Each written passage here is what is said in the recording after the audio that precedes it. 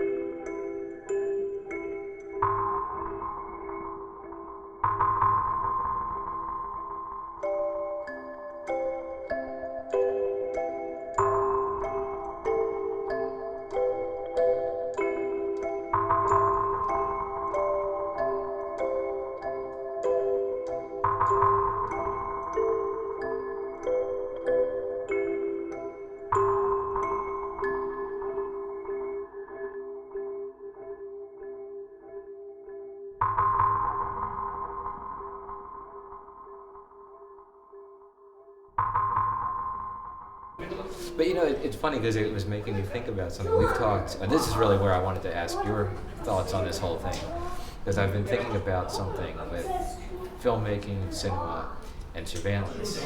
And it seems to me like if you go back to the very beginning of the medium, it's always had an element of surveillance to it, right? I can see, but I mean, tell me more. What do you think about it? Okay, go back to the very start, workers leaving the factory, right? 1895. Yep. And it struck me the more I was thinking about it, what is that film if not workplace surveillance, ultimately? That is a very good point. Right? I mean, think about just the position of it, the framing of it. You've got the front of the factory, I believe, the workers coming out, and you're seeing who's, as the title says, leaving the factory, exiting the factory. And I was thinking about this, isn't this really one of the functions that film and now video, has come to serve, which is to see who's coming and going from a property. Here's a question for you. Yeah. Did that genre exist in painting? Like were art, because artists would do like landscape, portrait. I can't think of like a Rembrandt painting workers leaving the factory. Like, is there something like specifically cinematic about that sort of? I mean, it's not even a composition or a shot or a story. It's just like, I see what you mean. Like this idea of taking something very basic and everyday and filming it. Yeah. Yeah. That's a good question. I don't know. I can't think of any exact equivalents in painting. I mean, of such a functional kind of image, I mean, I could see something chosen for its pictorial beauty, certainly street scenes obviously have a big precedent in it. But it's interesting because you're right, with all the early filmmakers choosing these subjects. Actually, now on that note, I'd be curious, given their background in photography, if those mirrors had photographic predecessors to that.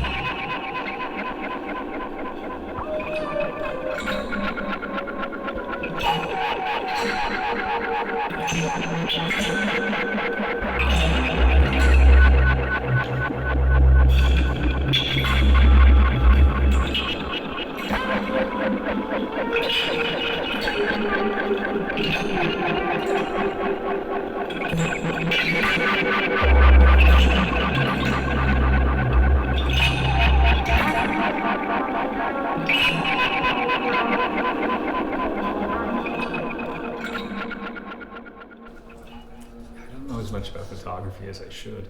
When were the like French impressionism? I sort of feel like there was a movement towards more natural subjects and surroundings. Right. It'd be like parties, people drinking and eating, picnics. But that's different than workers leaving the factory. Yeah. Well, I think that's it too. It's like that's leisure time. The picnics, the parties, a lot of those subjects. That's leisure time. But I think it's specifically bringing the camera into the workplace that, the more I thought about it, I said, this is surveillance. This is surveillance footage. You couldn't do that today. You couldn't just go to a factory or a workplace and set up your own camera. Right. Like if the business knew that you were doing that, they would shut you down. Like you would have a lawsuit. Right. Like has become a sort of very private and protected. Not a right, but the ability to take that footage is, not everyone can do that. Oh no, there's all sorts of the permits you would need. Now, of course, that was, as far as I know, that was the Lumiere's own factory. But I think that adds a whole other layer to this, right? Because that's where I'm saying this really is. It's like the employer is surveying their employees.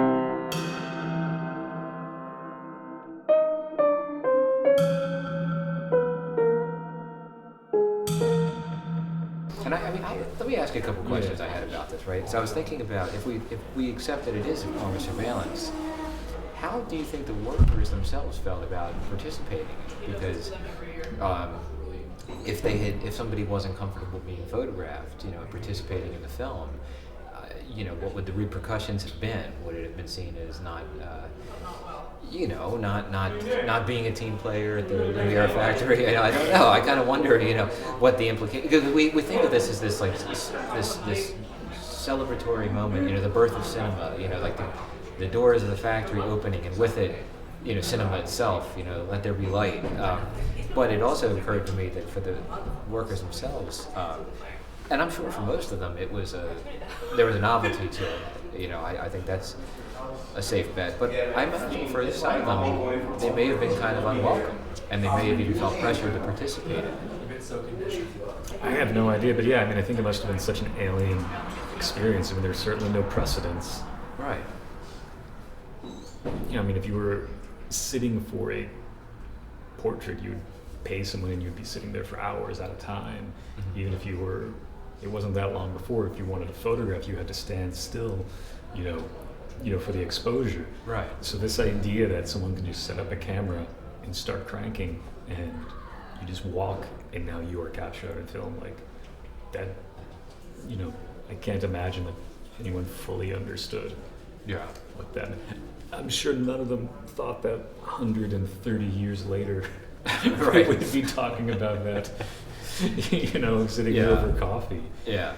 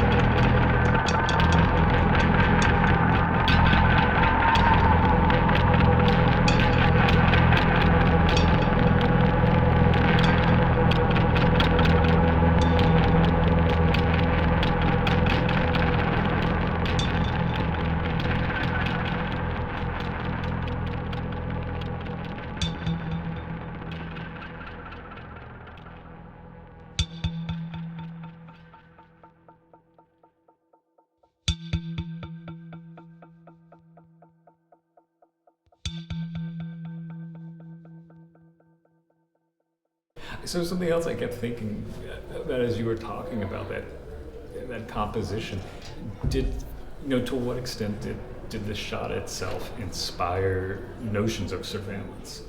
Like, once people realized that, the power of that shot, and it's kind of removed, people aren't really paying attention to it. As a painter, you're gonna notice someone with an easel painting, Right. But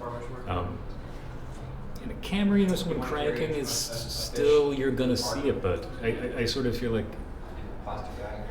the placement of that camera removed from the subject kind of invites the potential for being hidden. Yeah. It's certainly more, it can be more spontaneous, yeah. And I feel like the whole concept of that movie is that they're not supposed to be performing for the camera. Right. Like, there is something, surveillance embedded in their movements. Yeah. Now, I think it's safe to say that the workers did know they were being filmed, and I'm sure that they were rehearsed to some extent. I think just given the nature of the timing of having to make sure they got everything they needed in 50 seconds of that reel of film that they were using, in the composition. But Pierre's running late. Yeah, right. And he's running. Louis, don't start without me. The outtake. I want to see the outtakes of workers leaving the factory. Yeah, there you go. Yeah, it's weird though, because if you think I want to see the one who left early. Right, yeah, the kids leaving. He left the factory 2 minutes early. We got to dock him his pay. Right, but you think of it. I mean, that's the kind of thing that today, if you had a camera trained on the door of an office building, you catch somebody scooting out 15 minutes early, and then it doesn't match up with the timesheet. You could be in big trouble.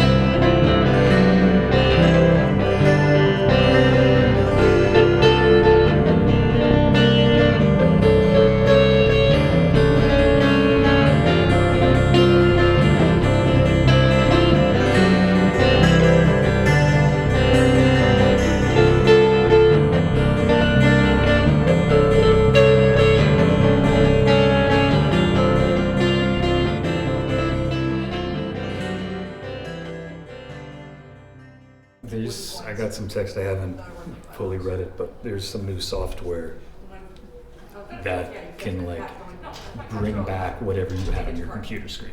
Uh-huh. You know, it can recall it. And my buddy said like, okay, this is what your bosses are gonna now. They can literally see what did you do during your day. Right. How fast were you doing things? How many times did you check your email? I also wonder can they capture, incognito windows? I also wonder what that means in terms of privacy, in terms of, sometimes I have to check my bank account. They're going to be seeing all my bank info, right, my passwords. I wonder when this is going to be implemented at offices. And I don't have a union. I don't have anyone that's going to be. It's clearly such an invasion of privacy to me. But it's you're right. It does kind of go back to that Lumiere. Yeah. Well, if you really think about it now, the level of surveillance has gone beyond the camera and really into the screens itself, into the devices through which we're working now. It's recording. It's logging keystrokes. It's logging what's on the monitor, what we're looking at. So it's just constant surveillance at every level. I mean, when you think about it, if the Lumieres were thinking in those terms, right? If they were, then really this link between surveillance and the camera goes back to the very beginning. I also think along those lines, there's another link between the cinema goer and surveillance. Right. In the sense that you're watching the screen, and you are literally peeking into somebody else's world. Yeah. And I was specifically thinking about the what would it have been? Some of those early. We might need to get more coffee. My brain ain't working. When they didn't want the good church-going women to be in the darkened theater watching, so they created those curtains with those peepholes. Oh, yeah. So their bodies can be in light, and they put their heads into these dark rooms to look. That seems downright kinky. Yeah. Well, there's like voyeuristic about it. Yeah, so that's what I mean. Yeah. Like that, there's something about the cinematic experience from the filming to the watching that surveillance just seems so deeply embedded in, and even the notion of being in a room watching an actuality, whether these people knew they were being filmed or not, they don't necessarily know that they're going to be watched by that person. Yeah. They don't know how they are going to be watched or what people are watching. Yeah. And that's kind of the scary part about surveillance. It's like you're just being filmed, and you don't really know what it's going to be used for.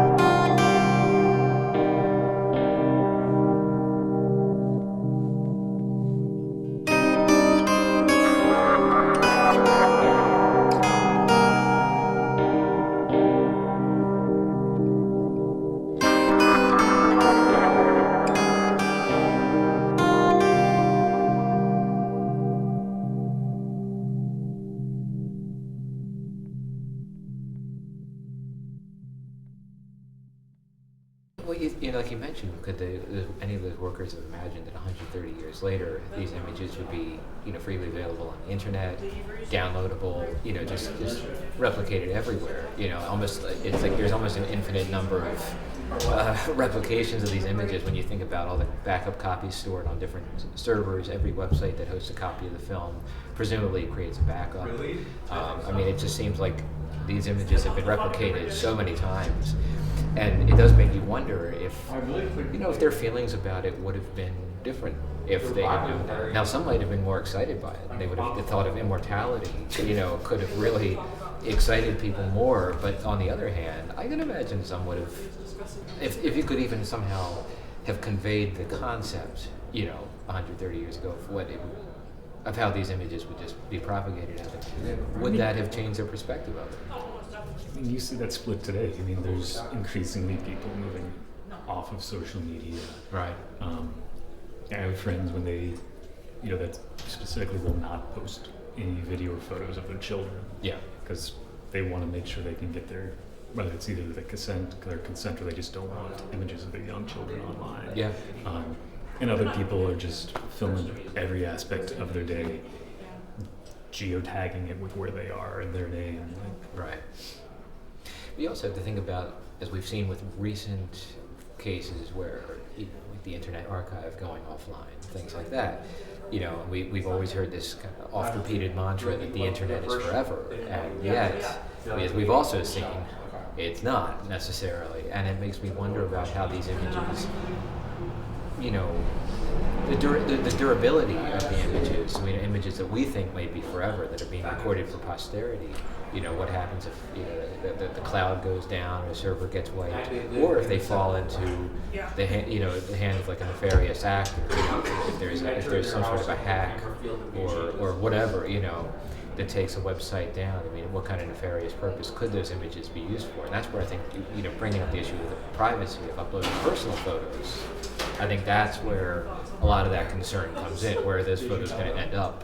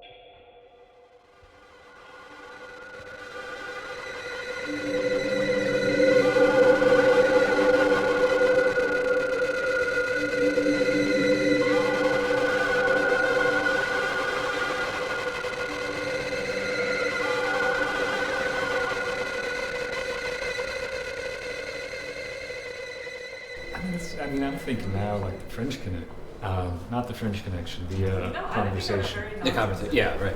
Dude, I need more coffee. I'm confused with those movies. Gotta go for a large next time. Yeah.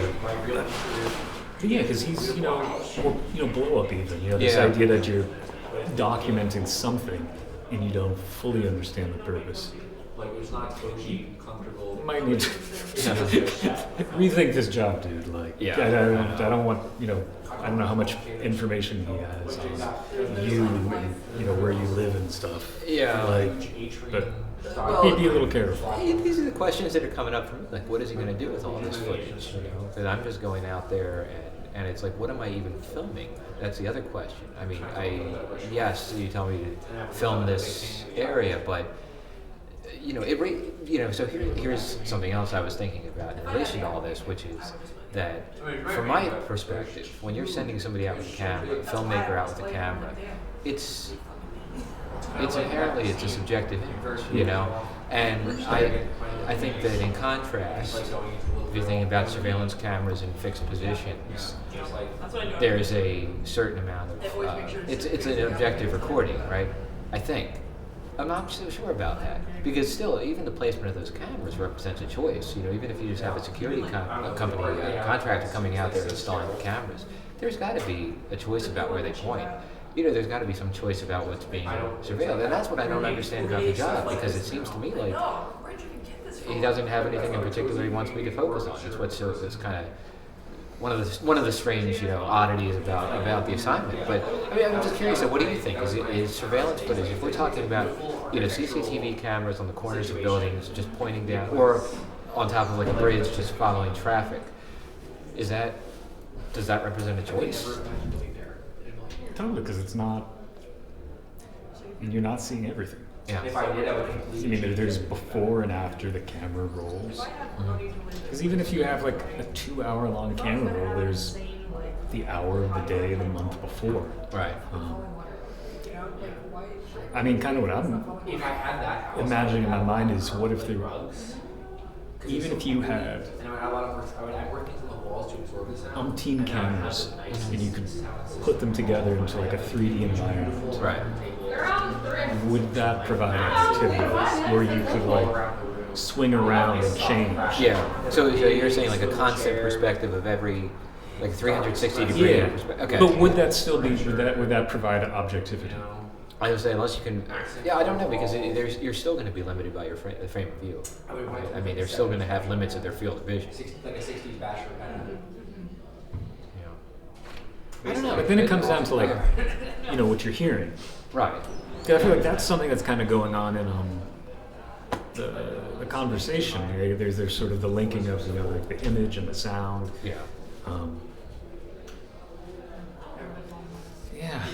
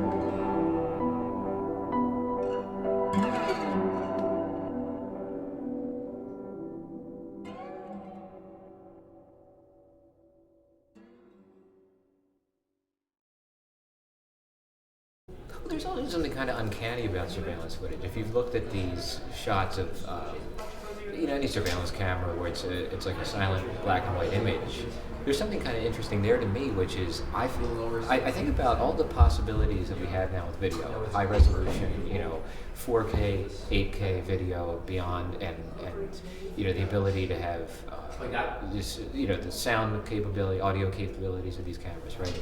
But it seems to me like there's still this prevalence of very kind of like low-res black and white images, silent images in surveillance footage, which is maybe another reason why mentally I made this leap with early cinema.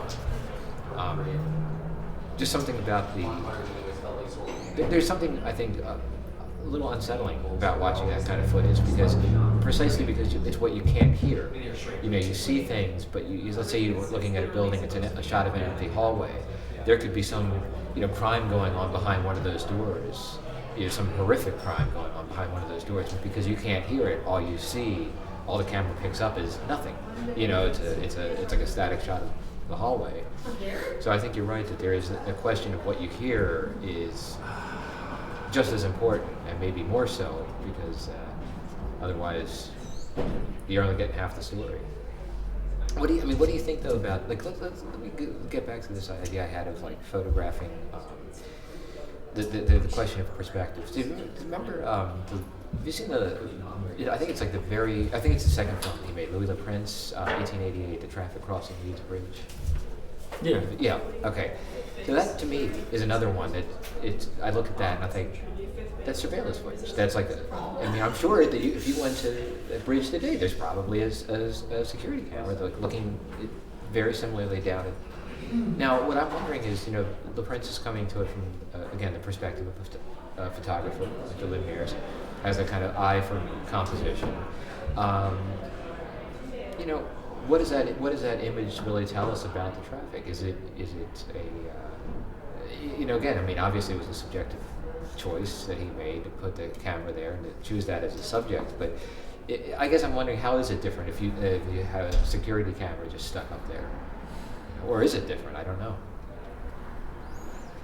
I just think it's wild to think that sort of perspective, that camera shot, has inspired, at this point, 100 years of. That's become an industry. That's its own style of filmmaking now. Right. It's interesting how the observational approach has actually almost gone full circle back to being a very much a conscious artistic choice. I think in some ways it began there, and then it gravitated towards the complex, narratives and this whole history of, narrative cinema and everything. And now I think we're starting to see. I think it's been true for a while, but it's really kind of gone back to exploring the artistic possibilities, the aesthetic possibilities of surveillance footage.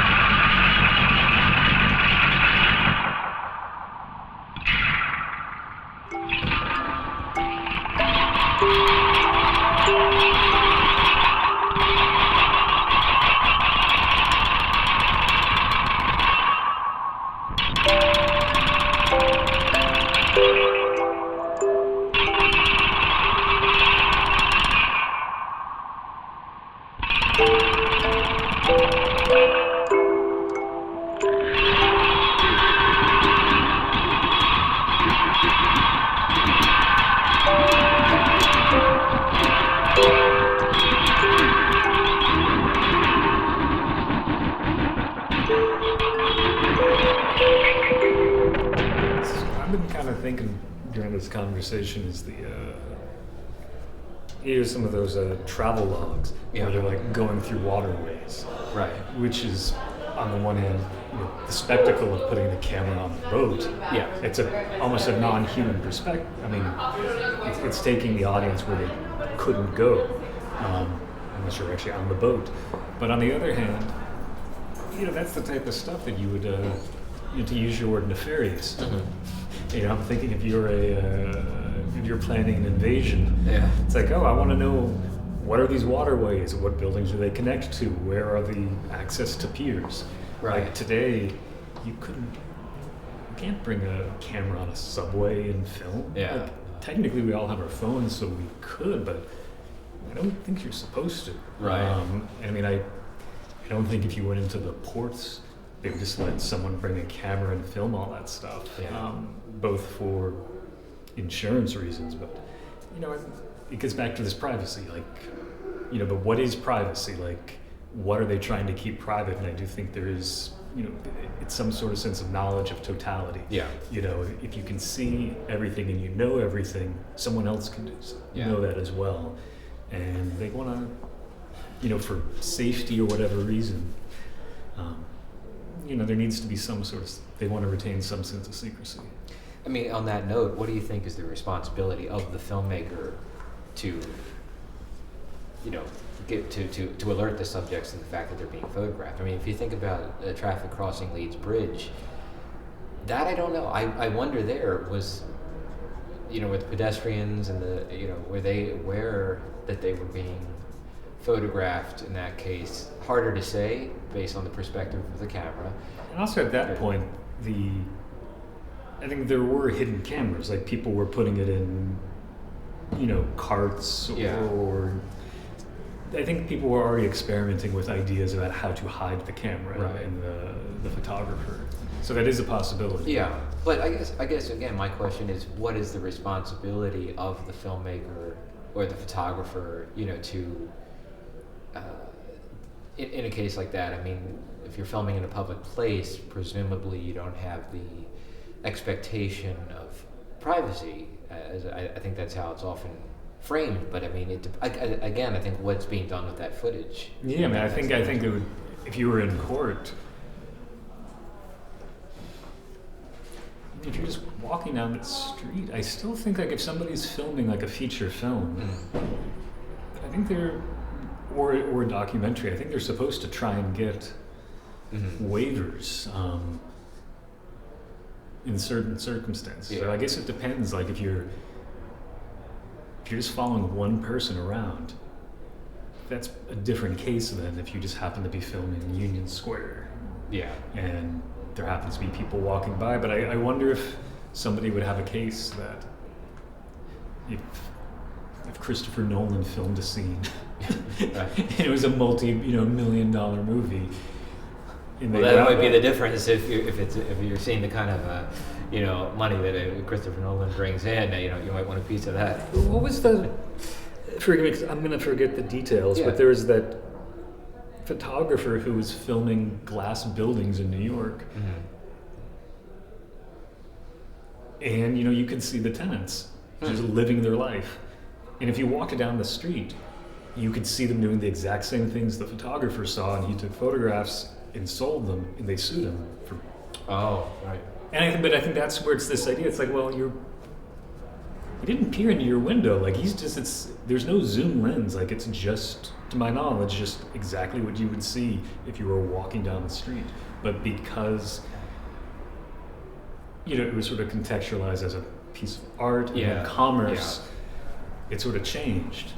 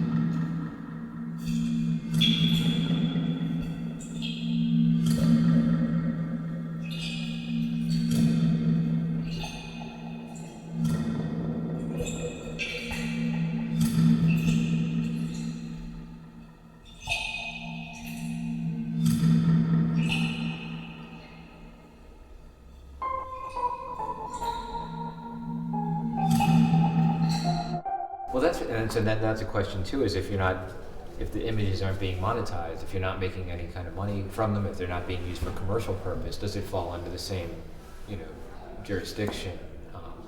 I mean, I do wonder about that. Legally, I'm not obviously a lawyer, so I can't speak to that. But I do wonder from a more of an ethical standpoint. Is there a difference, and how does that play into any of this? I mean, it is one of the things that when I was talking to the client about the the nature of the footage that I'm expected to shoot. I'm wondering, okay, if I get stopped by the police or an angry passerby wondering why they're being filmed, what's my defense? I mean, what can I tell them?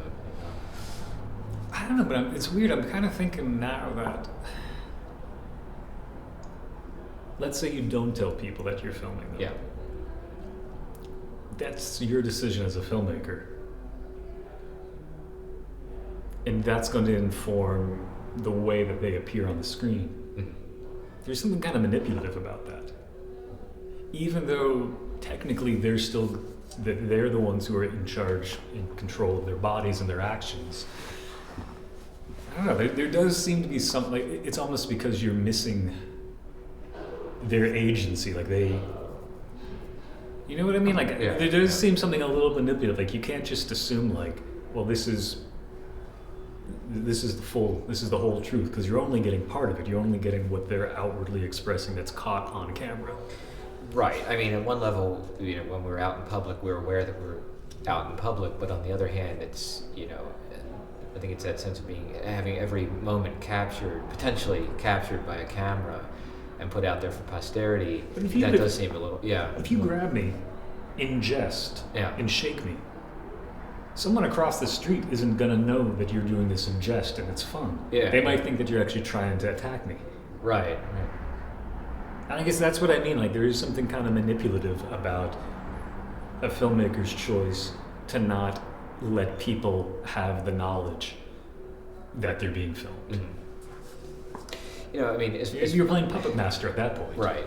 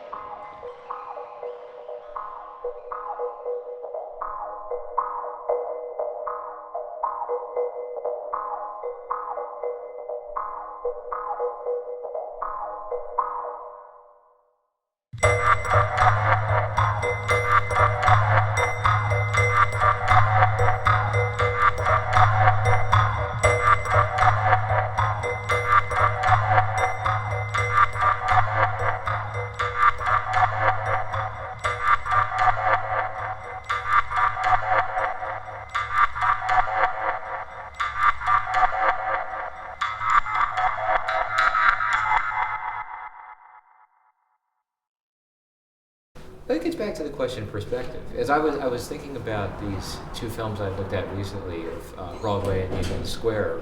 One was by the Lumiere brothers in 1896, I believe. The other was from the Biograph Company in 1903. But I was thinking about this, like, here you have two different filmmakers, right, filming the same spot, and yet they look different. I mean, they saw it differently. The cameras saw it differently, and it's the same buildings, the same. It was a few years apart, but for all intents and purposes, it's basically the same. Same people, same environment, same. The traffic passing through or whatever. And I'm just kind of thinking, like, yeah, this is an example of when you have two different people, filmmakers, with a distinctive way of looking at something, you do end up with two distinctly different images. So I don't think it's as simple as just saying, well, this is just a public space, this is what it looks like.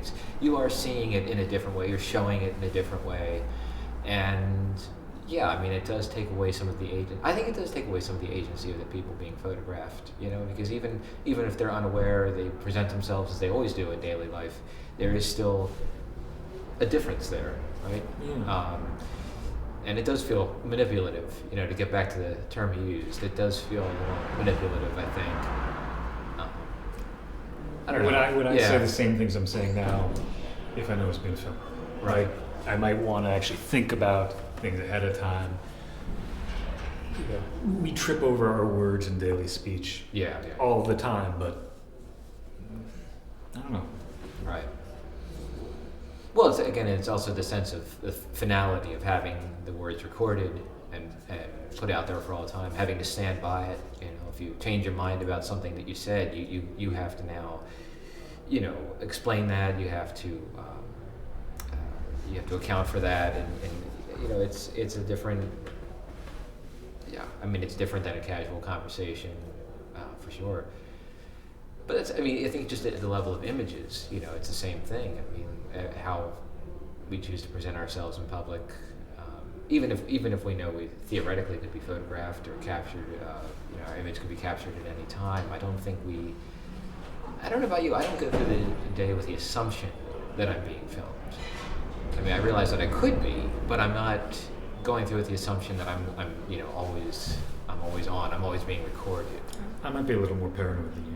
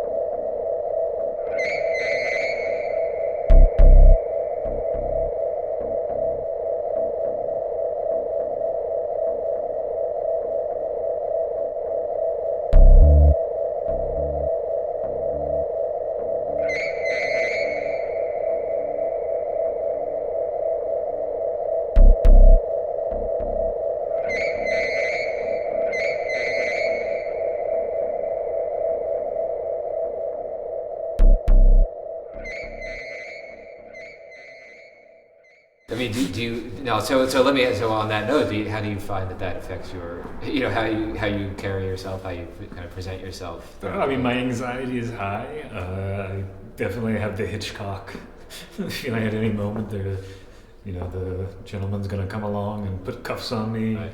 But no, I mean, I'm just aware of it. That whether it's on the street. Someone could be watching. It's like if you walk by a police officer. I mean, I always think of this like, geez, do I look suspicious? Right. Yeah. Like 100%. Oh yeah. Like, Well, that's. I walk on the subway and I'm like, are they gonna want to check my bag? What if they ask to check my bag? They don't have the right. I think. Yeah.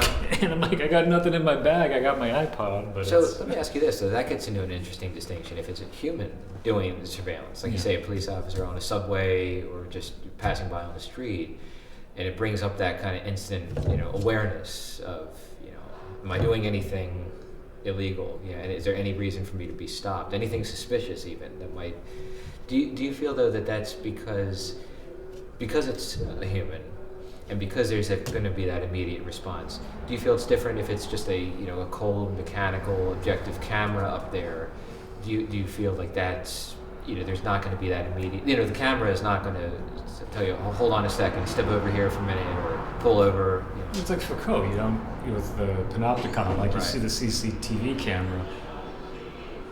You don't know that it actually works. Right. You don't know. You can sort of guess the angle. You can assume that it's trying to capture a wide swath of the room. You don't know if anyone's watching. Right. If they are watching, you don't know if they're fully paying attention. Yeah. You don't know how long it's going to be kept on file for. I mean, that's where the anxiety comes from. You just don't know. So you actually think that in a way the camera, because of the uncertainty, is somehow more anxiety inducing? Oh, yeah. Okay. Yeah. Yeah.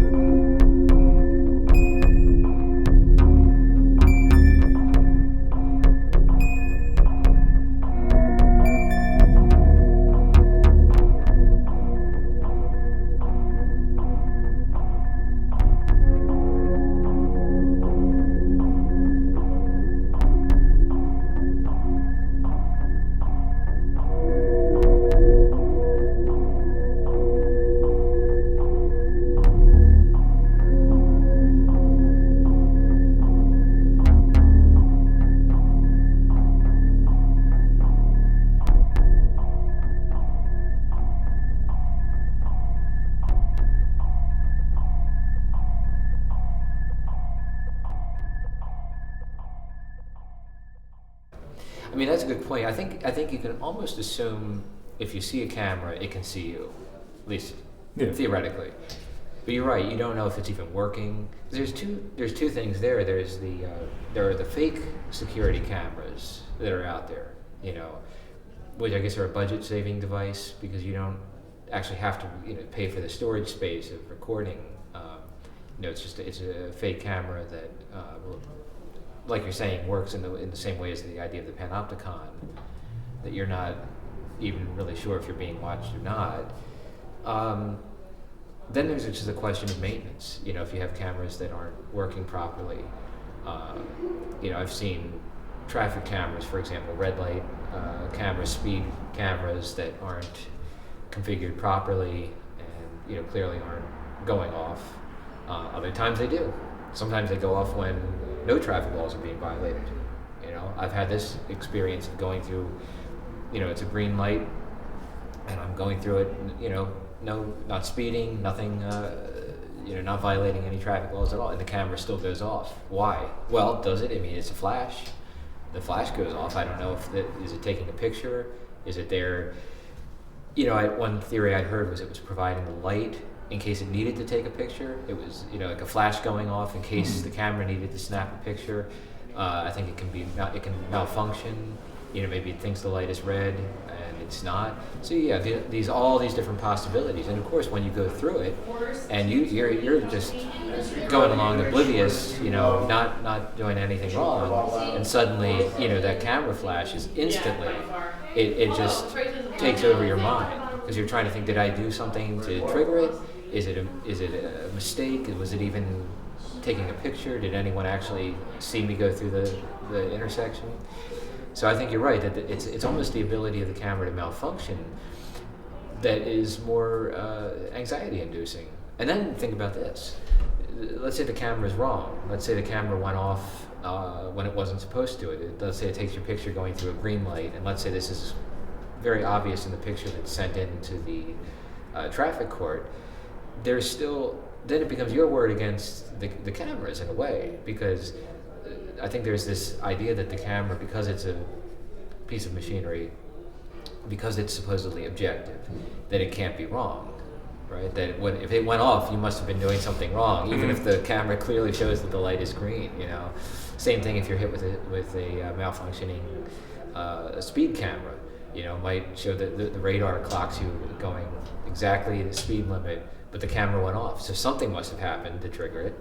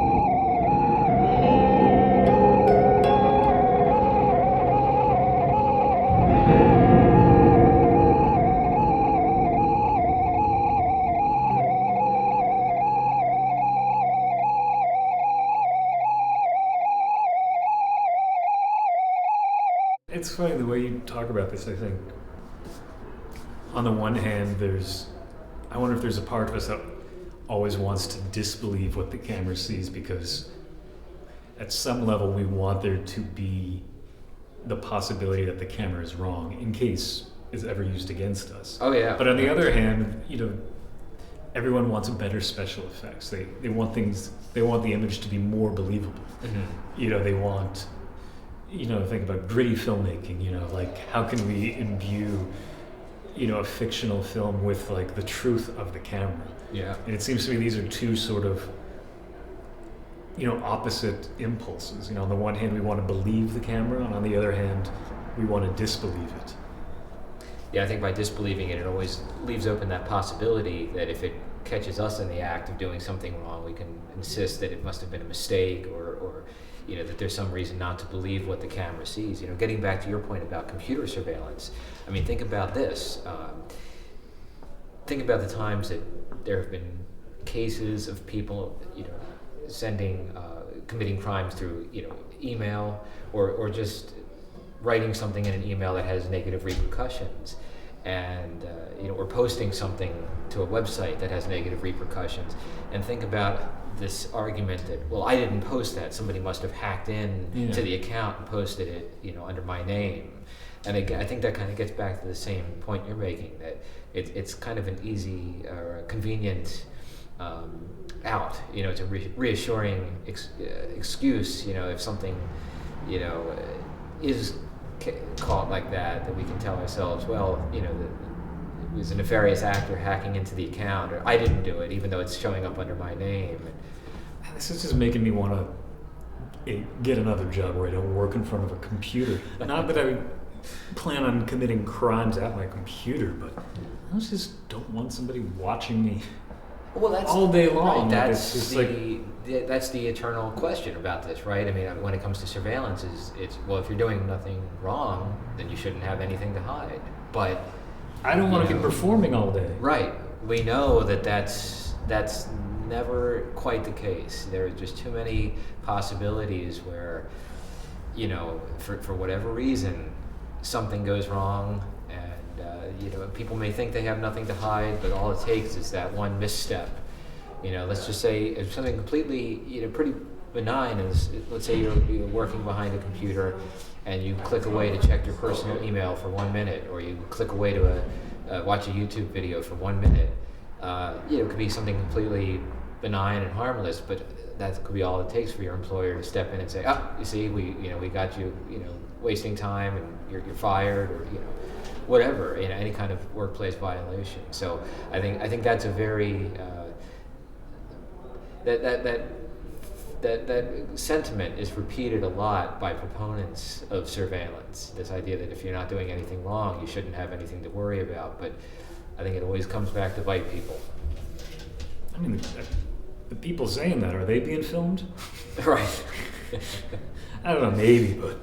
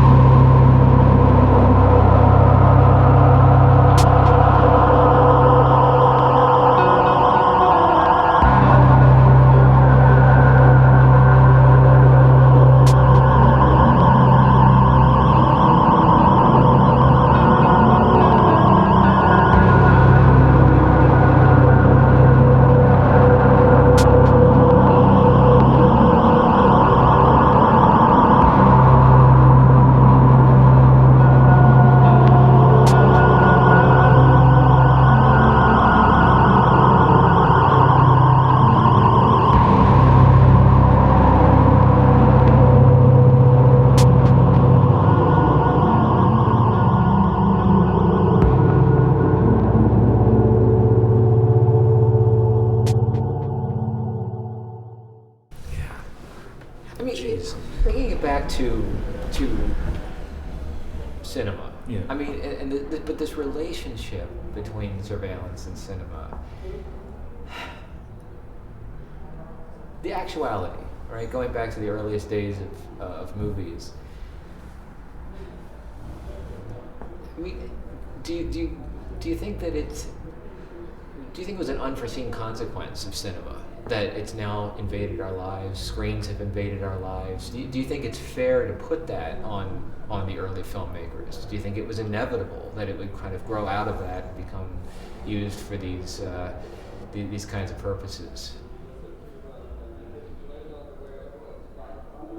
And I have no clue. I mean, because on the one hand, you know, there were frames, there were paintings, Right. there were photographs. There is this momentum. Yeah. You know, there were stages, people performed, you would go to the theater. I mean, I don't think you can ever fully, you know, predict exactly what's going to be happening in the future, but Right.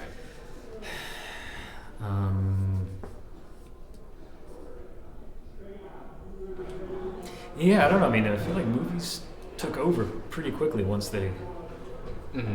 I mean, like the number of theaters was like exponential. Right. Well, that's another thing too. You talk about like a theatrical performance or a painting. It's going to be a fairly limited audience that's able to see that at any given time. But the mechanical reproduction. Yeah. Yeah, I don't know, man. That's tough because I mean, in a sense that was part of the appeal. Mm-hmm. You know, you could send one person with a camera around the world, and they could bring the world back Right. with them. Yeah. And then those films are in turn, you know, duplicated Mm-hmm. and redistributed out, Right. and the world is going back. And that's part of probably why people liked movies so much. Do you think, you know, we were talking about like sending cameras out into the world. You know, it's funny with the cinematograph how the Lumiere has kind of pioneered this idea of portable cinema, contrasting it with Edison and the idea of the studio. You know, I think with Edison, it was about bringing the world into his studio and photographing them, whereas, you know, Lumiere had a much more, you know, international perspective, or however you want to put it. I mean, the idea of just taking the camera out into the world, that was by design, the design of the machine. It's interesting to think about that because just how the design of the machine itself influenced what was photographed. I mean, I think Edison, at least early on, was using a rather, you know, large tabletop style camera that really couldn't be transported easily. And talking at the very beginning, but the cinematograph, you know, was always portable, and it doubled as a printer and projector, so you could take these movies somewhere and show them within the same day. I think video. That's why video specifically has had such a profound impact on surveillance. You know, duration, time.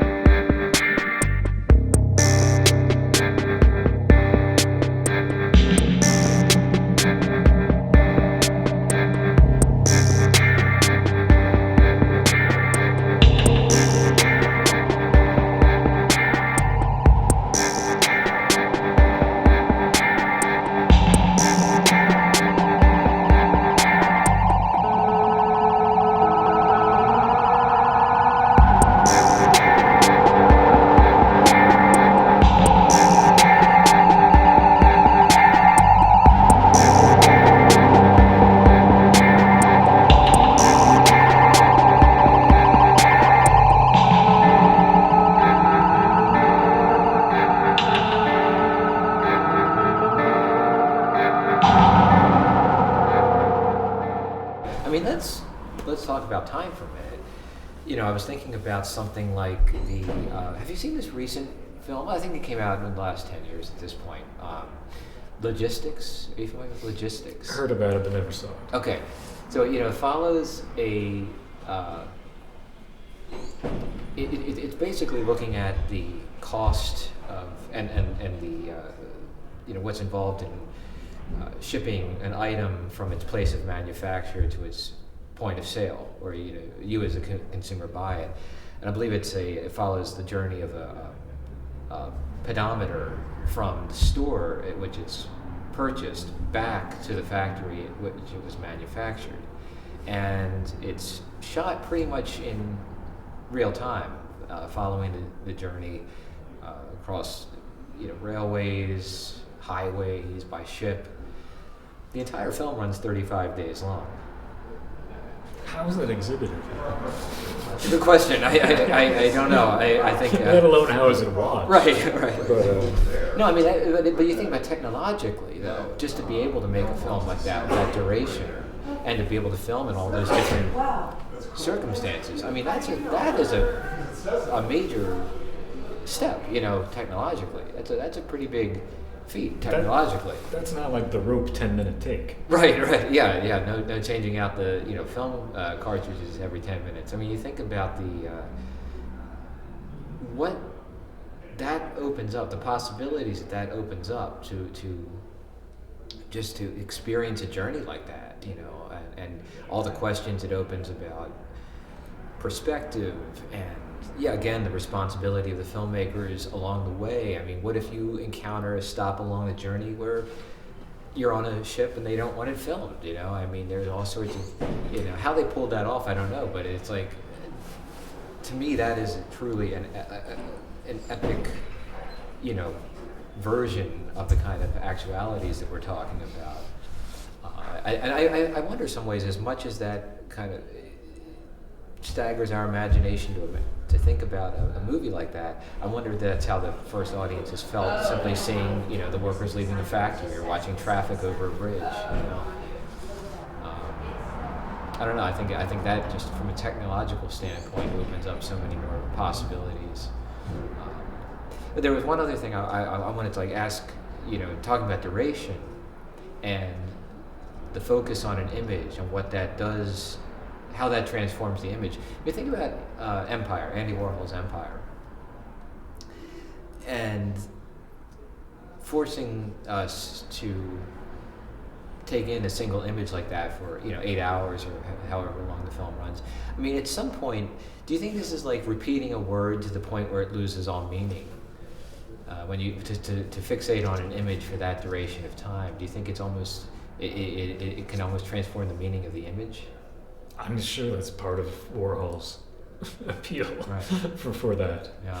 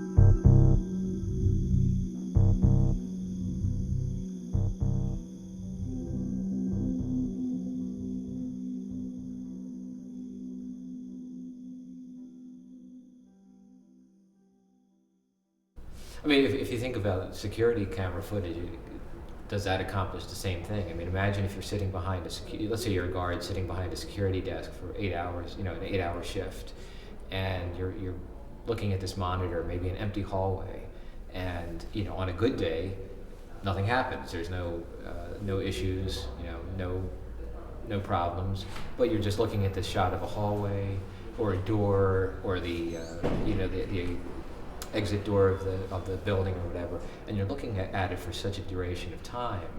At some point, you're no longer just looking at a shot of a hallway. I mean, it's got to take on a whole different meaning. I mean, you must be seeing levels of details in that and forming, in your mind, narratives revolving. I mean, there's got to be something about the image is transformed. It almost seems like a psychedelic experience. Right, yeah.